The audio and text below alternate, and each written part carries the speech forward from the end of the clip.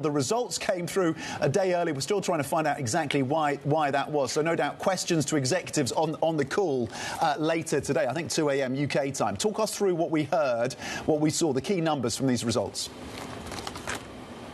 Yeah, well, as you said, just some of the highlights there. I mean, I think the big concern really was just how badly they missed in the third quarter, because you were expecting, or analysts have been expecting, around $5.9 billion in sales to be booked, and actually they came in just around the $2.8 billion mark. So a huge miss there on what analysts had been expecting as well. The guidance, what they're seeing for 2025, that was lowered. A share price reaction, of course, you're mentioning it, it's flowing well across into Asia today. And as you said, results a day early.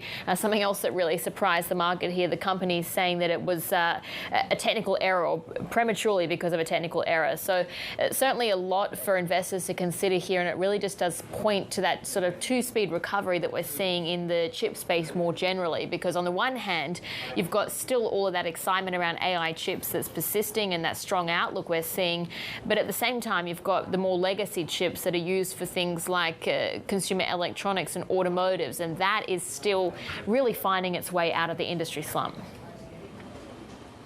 And that distinction is really important, Annabelle. I'm really glad you broke that down, because Nvidia down 4.5% or close to 5% by the end of the close yesterday on some levels doesn't make sense, because they are the maker of these AI accelerators, and as you say, all the evidence suggests that demand is still there. Industrials, auto, shock horror, the demand is slumping. We know that when we look at the European car space. That should not come as a major surprise, but you're absolutely right to point out that distinction in terms of the segmentation of the chip space. Talk to us about the China part of the story for ASML and the broader read across.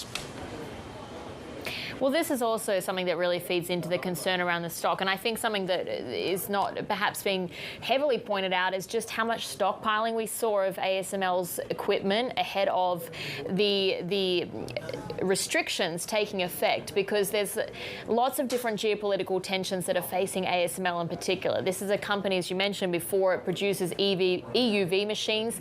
This is the machines that are really critical to producing the most advanced AI chips out there. Now, if those are restricted from being sold to China, there's also that question around the serviceability of those machines, and that's playing into it as well, because these machines need a lot of maintenance every few months, definitely at the year mark, and so there's that question of how much Chinese companies were trying to get ahead of these restrictions taking place, the concerns around the serviceability as well, and that could perhaps be feeding into these numbers.